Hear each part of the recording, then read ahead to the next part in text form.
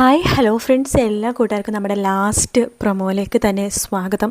അങ്ങനെ നമ്മുടെ serial climax ആയി. നാളെയാണ് ലാസ്റ്റിൽ എപ്പിസോഡ്. അപ്പോൾ ലാസ്റ്റ് പ്രൊമോ ആണ് ഞാൻ പറയാൻ പോണത്.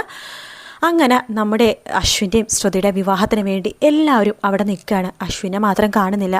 ശ്രുതി പ്രീതിയുടെ ചോദിക്കേണ്ട, ചേച്ചി എന്താ ചേച്ചി സംഭവം, അശ്വിൻ സാർ എവിടെ ചേച്ചി എന്ന് ചോദിക്കുകയാണ്. അത് മോളെ അശ്വിൻ ചേട്ടൻ ഇപ്പോൾ വരും എന്ന് പറയുകയാണ്. എന്നാലും അശ്വിൻ സാറിന് ഇതുവരെ കാണുന്നില്ലല്ലോ ചേച്ചി എന്ന് പറയുമ്പോഴേക്കും വേഗം തന്നെ ശ്രുതി അഞ്ജലിൻ്റെ അടുത്തേക്ക് പോകുന്നുണ്ട്. ചേച്ചി പറ ചേച്ചി, അശ്വിൻ സാർ എവിടെ? ഞാൻ ഇന്നലെ രാത്രി മുതൽ അശ്വിൻ സാറിന് ട്രൈ ചെയ്യാണ്, അശ്വിൻ സാർ ഫോൺ എടുക്കുന്നില്ല. എന്താ ചേച്ചി, എന്തെങ്കിലും പ്രശ്നമുണ്ടോ? ഒന്നുമില്ല ശ്രുതി, ആ മുഹൂർത്ത സമയത്ത് തന്നെ ഇവിടെ വരും. എന്താ ഞാൻ പറഞ്ഞിട്ട് നിനക്ക് വിശ്വാസമില്ലേ എന്ന് ചോദിക്കുമ്പോൾ മനോരമ പറയണ്ട്, അവൻ വരും, വെയിറ്റ് ചെയ്യേ, അവൻ ഓൺ ദി വേ ആണ്, ഇപ്പം എത്തും എന്ന് പറയാണ്. ഷോ എന്തൊരു അവസ്ഥയായത്. അല്ല അച്ചമ്മ വന്നില്ലേ എന്ന് ചോദിക്കുകയാണ്. അച്ചമ്മ എല്ലാവരും ഒരുമിച്ചാണ് വരാൻ നിൽക്കുന്നത്, നീ വെയിറ്റ് ചെയ്യ് എന്ന് അഞ്ജലി പറയുന്നുണ്ട്. ശ്രുതിയാണെങ്കിൽ ആകെ ടെൻഷനാവാട്ടോ. അപ്പം അമ്മായി ചോദിക്കുന്നുണ്ട്, അഞ്ജലി മോളെ എന്തെങ്കിലും പ്രശ്നമുണ്ടോ? ഉണ്ടെങ്കിൽ പറ എന്ന് പറയുമ്പോൾ ഒന്നുമില്ല അമ്മായി, നിങ്ങളിങ്ങനെ ടെൻഷനാവല്ലേ, ഇതെന്തായാലും വിവാഹം നടക്കും. ഞാൻ പറഞ്ഞാൽ നിനക്ക് വിശ്വാസമില്ലേ എന്ന് ചോദിക്കുകയാണ്. മോളെ വിശ്വാസമാണ്. അപ്പം ഞാൻ പറയണത് നിങ്ങൾ വിശ്വസിച്ചേ പറ്റൂ എന്ന് പറയുന്നുണ്ട്. ശ്രുതിയുടെ ആണെങ്കിൽ കയ്യും കാലൊക്കെ ഇങ്ങനെ ഇരുന്ന് വിറക്കുവാട്ടോ. അതേസമയം അശ്വിൻ പോയേക്കണ വേറെ എവിടെയല്ല, നമ്മുടെ പ്രമീളനെ കാണാൻ വേണ്ടിയിട്ടാണ് പോയിരിക്കുന്നത്. അങ്ങനെ അമ്മേനെ ഫോൺ വിളിച്ചിട്ട് അശ്വിനും പ്രമീള, അതായത് ശ്രുതിയുടെ അമ്മയും കൂടിയിട്ട് പുറത്തൊരു സ്ഥലത്ത് വെച്ചിട്ട് കണ്ടുമുട്ടുകയാണ്. അപ്പോൾ അശ്വിൻ ചോദിക്കേണ്ടത്, ഞാൻ ഈ കേട്ട കാര്യങ്ങളൊക്കെ സത്യമാണോ? എൻ്റെ അച്ഛനും അമ്മയും മരിക്കാൻ കാരണക്കാരി നിങ്ങളാണ്, അതായത് ആൻറ്റിയാണെന്നാണ് എൻ്റെ അച്ഛമ്മ പറഞ്ഞത്. എനിക്ക് ആ ദിവസം ഇപ്പോഴും നല്ല ഓർമ്മയുണ്ട്. അന്ന് എൻ്റെ ചേച്ചിയുടെ ഒരു ഫംഗ്ഷൻ നടക്കുന്ന ദിവസമായിരുന്നു. ചേച്ചി നല്ല അണിഞ്ഞൊരുങ്ങി സുന്ദരിയായിട്ട് വന്നിരിക്കുകയായിരുന്നു. അന്ന് ഒരുപാട് പേര് ഞങ്ങളുടെ കുടുംബത്തിൽ വന്നിട്ടുണ്ടായിരുന്നു. ആ കൂട്ടത്തിൽ എൻ്റെ അച്ഛൻ്റെ കാമുകി എന്ന് പറഞ്ഞ ഒരു സ്ത്രീ വന്നിരുന്നു എന്ന് പറഞ്ഞു കേട്ടിരുന്നു. ഞാൻ കണ്ടില്ല. ഞാൻ നോക്കിയപ്പോൾ അവർ സാരി തുമ്പ് വെച്ച് മുഖം മറച്ചിട്ടാണ് പോയിട്ടുണ്ടായിരുന്നത്. ശേഷം ഞാൻ നോക്കിയപ്പോഴേക്കും പിന്നീട് കേൾക്കുന്ന ഒരു ഒച്ചയാണ്. ആ ശബ്ദം കേട്ട് ഞാൻ പെട്ടെന്ന് അങ്ങോട്ടേക്ക് പോയപ്പോഴേക്കും പെട്ടെന്ന് തന്നെ റൂമിൽ നിന്ന് വേറൊരു കരച്ചിൽ കേട്ടു. നോക്കുമ്പോൾ അമ്മ മുകളിൽ നിന്ന് ചാടി ആത്മഹത്യ ചെയ്യും. അച്ഛൻ തൂങ്ങി മരിക്കുകയാണ് ചെയ്തത്. അതിനുശേഷം ഞാനും ചേച്ചിയും ഒരുപാട് കഷ്ടപ്പെട്ടിട്ടുണ്ട്. ഒരുപാട് കഷ്ടപ്പെട്ട അശ്വിൻ സാരം ഈ നിലയിലെത്തിയത്. എൻ്റെ സ്വഭാവം എന്താ ഇത്ര മുരുക്കുപോലത്തെ സ്വഭാവം എന്നൊക്കെ പറഞ്ഞ് ശ്രുതി പോലും എന്നെ കളിയാക്കാറുണ്ട്. സത്യം പറഞ്ഞ സാഹചര്യം കൊണ്ടിട്ട് ഞാൻ ഇങ്ങനെയൊക്കെ ആയത്. കാരണം 12 വയസ്സ് മുതൽ തുടങ്ങിയതാണ് എൻ്റെ കഷ്ടപ്പാട്. ഇപ്പം എനിക്ക് 27 വയസ്സായി. ഇത്ര വർഷത്തിനിടയ്ക്ക് ഞാൻ ഒരുപാട് കഷ്ടപ്പെട്ടിട്ടുണ്ട്. അതിനെല്ലാം കാരണം എൻ്റെ അച്ഛനും അമ്മയും ചെറുപ്പത്തിലെ നഷ്ടപ്പെട്ടു പോയതാണ്. അതിന് കാരണക്കാര്യം നിങ്ങളാണെന്നൊക്കെ എൻ്റെ അച്ഛൻ പറയുന്നു.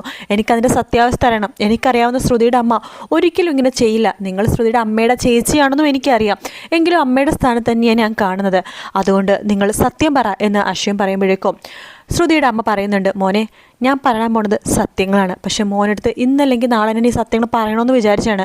പക്ഷേ എനിക്കത് പറയാനുള്ള ധൈര്യം ഉണ്ടായിരുന്നില്ല. എങ്ങനെ പറയണം, എന്തു പറയണമെന്നൊന്നും അറിയില്ല. പക്ഷേ അച്ചമ്മക്ക് മാത്രമേ ഈ സത്യങ്ങളൊക്കെ അറിയുള്ളൂ. അതുകൊണ്ട് ഇന്നല്ലെങ്കിൽ നാളെ അവരെ കാണേണ്ടി വരുമെന്ന് പേടിച്ച് തന്നെ ഒരു ദിവസം തള്ളി നിൽക്കിയത്. അവസാനം അവരെ കണ്ടു ഞാൻ. മോൻ്റെ അച്ഛമ്മ മോനോട് പറഞ്ഞ കാര്യങ്ങളുണ്ടല്ലോ, എല്ലാം സത്യം തന്നെയാണ്. പക്ഷേ കുറേ അറിയാത്ത കാര്യങ്ങളും കൂടി അതിലുണ്ട് എന്ന് പറയണം. അറിയാത്ത കാര്യങ്ങളോ? അതെ. മോൻ്റെ അച്ഛമ്മ പറഞ്ഞ കാര്യങ്ങൾ കുറച്ചൊക്കെ തെറ്റുണ്ട്. തെറ്റോ? അതെ. മോൻ്റെ അച്ഛന് എനിക്ക് പരിചയമുണ്ട്, ഒരുപാട് നാളത്തെ പരിചയമുണ്ട്.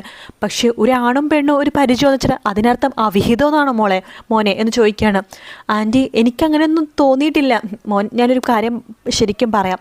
അന്ന് മോൻ്റെ അച്ഛനെ പരിചയപ്പെടുന്ന സമയത്ത് അശോകേട്ടന് എൻ്റെ വിവാഹം കഴിഞ്ഞായിരുന്നു. ഞാനും അശോകേട്ടനും ഒരുപാട് നാൾ പ്രണയിച്ചാണ് വിവാഹം കഴിച്ചത്.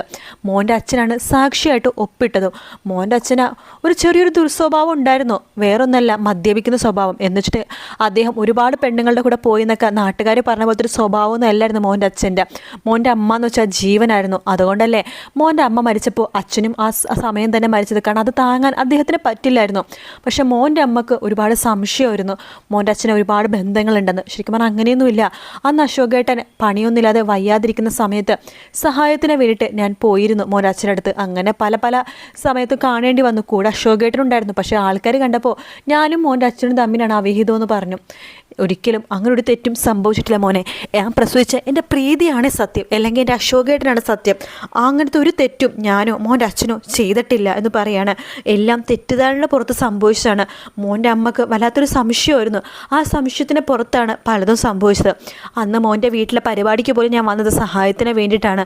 പക്ഷെ അന്നും എല്ലാവരും എന്നെ തെറ്റിദ്ധരിച്ചു. അവിടെ നിന്ന് ഞാനും അശോകേട്ടൻ ഈ സത്യങ്ങളൊക്കെ അറിയാം. പക്ഷേ അശോകേട്ടന് ഇപ്പോൾ സംസാരിക്കാൻ പറ്റാത്ത അവസ്ഥയായതുകൊണ്ടിട്ടാണ്. അല്ലെങ്കിൽ മോനെ കാണാൻ വേണ്ടി അശോകേട്ടൻ നിന്നതാണ്. ഞാൻ ഈ കാര്യങ്ങളൊക്കെ മോൻ്റെ അച്ഛൻ വന്നതും കണ്ട കാര്യങ്ങളൊക്കെ അശോകേട്ടനോട് പറഞ്ഞിരുന്നു. അശോകേട്ടനും ആകെ ടെൻഷനിലാണ്. മോന് എന്നോട് ദേഷ്യം ഉണ്ടാവും. കാരണം മോൻ്റെ അച്ഛൻ പറഞ്ഞതേ മോൻ വിശ്വസിക്കുള്ളൂ. ഇന്നലെ കണ്ട ഞാൻ പറഞ്ഞത് മോൻ വിശ്വസിക്കില്ല. പക്ഷെ ഒരു കാര്യം എനിക്ക് മോനോട് പറയാനുള്ളൂ. ശ്രുതി അവളെൻ്റെ അനിയത്തിയുടെ മകളാണ്. അവളുടെ വല്യമ്മയാണ് ഞാൻ അവളെ ഒരുപാട് സ്നേഹത്തോടെയാണ് വളർത്തിയത്. ഞാൻ എന്തിനു തെറ്റ് ചെയ്യുന്ന മോനെ തോന്നുന്നുണ്ടെങ്കിൽ അതിൻ്റെ തെറ്റിൻ്റെ ശിക്ഷ ഞാൻ അനുഭവിച്ചോളാം, അല്ലെങ്കിൽ അശോകേട്ടൻ അനുഭവിച്ചോളാം. ആ പാവപ്പെട്ട ശ്രുതിനെ മോൻ ദ്രോഹിക്കരുത്, ആ ഒരു രീതിയിൽ അവളെ കാണരുത് എന്നൊക്കെ പറയാണ്. അശ്വിൻ പറഞ്ഞു, ആൻറ്റി തെറ്റ് ചെയ്യില്ലെന്ന് എനിക്ക് നന്നായിട്ട് അറിയാം. ആൻറ്റിയുടെ വലിയ മനസ്സാണ്. അങ്കിളുടെ അങ്ങനെ തന്നെയാണ്. അല്ലെങ്കിൽ ശ്രുതിയുടെ അച്ഛനും അമ്മയും മരിച്ചപ്പോൾ അവരെ സ്വന്തം മകളെ പോലെയാണ് നിങ്ങൾ ഏറ്റെടുത്തത്.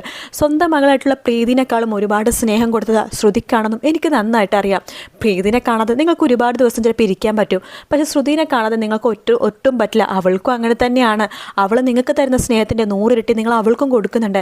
ആൻറ്റി, എനിക്കൊരു തെറ്റിദ്ധാരണയില്ല. പിന്നെ അച്ഛൻ പറഞ്ഞപ്പോൾ എനിക്കൊന്ന് ഷോക്കായിപ്പോയി, അത്രയേ ഉള്ളൂ. പക്ഷെ ഒരിക്കലും ഞാൻ തെറ്റിദ്ധരിച്ചിട്ടില്ല എന്നൊക്കെ പറയാണ്.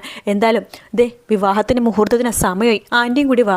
അയ്യോ അത് മോനെ, പിന്നെ അതൊന്നും പറഞ്ഞാൽ പറ്റില്ല. ആൻറ്റിയും കൂടി വന്നാൽ മാത്രമേ അവിടെ വിവാഹം നടക്കുള്ളൂ. നോക്ക്, എൻ്റെ ശ്രുതിയുടെ വിവാഹമാണ്, ആൻറ്റി വേണം കൈ പിടിച്ചു തരാൻ വേണ്ടി വാ എന്ന് പറഞ്ഞ് വിളിക്കുകയാണ്. അങ്ങനെ ശ്രുതിയുടെ അമ്മേനെയും കൂട്ടിക്കൊണ്ട് അശ്വിൻ കതിർ മണ്ഡപത്തിലേക്ക് പോവുകയാണ്. മുഹൂർത്തത്തിന് വെറും 10 മിനിറ്റ് മാത്രമേ ബാക്കിയുള്ളൂ. കല്യാണം നടക്കില്ലെന്ന് എല്ലാവരും ഉറപ്പിച്ചു. പക്ഷേ അഞ്ജലി മാത്രം അത് വിശ്വസിച്ചില്ല.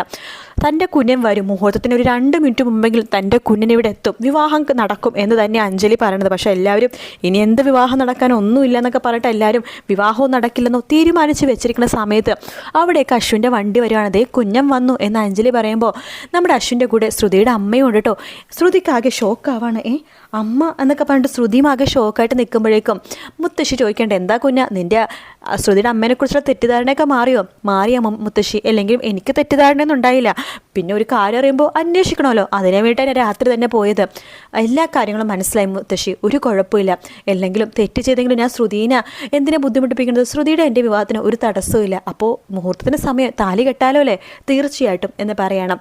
അങ്ങനെ അശ്വിൻ എല്ലാവരുടെ അനുഗ്രഹത്തോട് ശ്രുതിയും അശ്വിനും കൂടി കൂടിയിട്ട് എല്ലാവരുടെ അനുഗ്രഹത്തോട് അശ്വിൻ ശ്രുതിയുടെ കാര്യത്തിൽ താലി കെട്ടാണ്. ശ്രുതിയും അശ്വിനും കൂടി ആ ദൈവത്തിൻ്റെ, അതായത് ആ ഒരു അമ്പലത്തിൻ്റെ ഫ്രണ്ടിൽ നിന്നിങ്ങനെ പ്രാർത്ഥിക്കുമ്പോൾ ശുഭം എന്ന് എഴുതി കാണിക്കുന്ന ഭാഗത്തോടെയാണ് നമ്മുടെ ക്ലൈമാക്സ്, അതായത് നാളത്തെ അവസാന ഭാഗം. എന്തായാലും താലി കെട്ടുന്ന ഭാഗമൊക്കെ നല്ല ക്ലിയർ ആയിട്ട് കാണിക്കുന്നുണ്ട്. ആ ഒരു കാര്യത്തിൽ ആർക്കും സംശയം വേണ്ട. നിലവിളക്ക് ഒന്ന് മുമ്പിൽ കൊണ്ടേ വെച്ചിട്ട് ആ ഒരു ഭാഗം കട്ട് ചെയ്ത് ബ്ലർ ചെയ്ത് കാണിക്കണമെന്നില്ല, ക്ലിയർ ആയിട്ട് തന്നെ കാണിക്കുന്നുണ്ട്. നല്ല രസമുണ്ട് അവരുടെ അവസാനത്തെ ക്ലൈമാക്സിൻ്റെ ഭാഗം കാണാനായിട്ട്. എന്തോ വല്ലാത്തൊരു വിഷമം. ഞാനിട്ടുന്ന സാന്ത്വനം, മണിമുത്ത്, ചന്ദ്രകാന്തം, അടുത്ത സീരിയൽ ഏതു ജന്മകാലം നാളെ അവസാനിക്കുകയാണ്. അപ്പോൾ നാളത്തെ ക്ലൈമാക്സ് എപ്പിസോഡ് ഞാൻ ഇടുന്നതായിരിക്കും. പുതിയൊരു സീരിയലുമായിട്ട് പുതിയൊരു വിശേഷമായിട്ട് ഞാൻ വീണ്ടും വരുന്നതായിരിക്കും. അപ്പോൾ വീഡിയോ ഇഷ്ടപ്പെട്ടാൽ ലൈക്ക് ചെയ്യുക, സബ്സ്ക്രൈബ് ചെയ്യണം, കമൻറ്റ് ചെയ്യണം. അപ്പോൾ എല്ലാവർക്കും ടേക്ക് കെയർ, ബൈ ബൈ.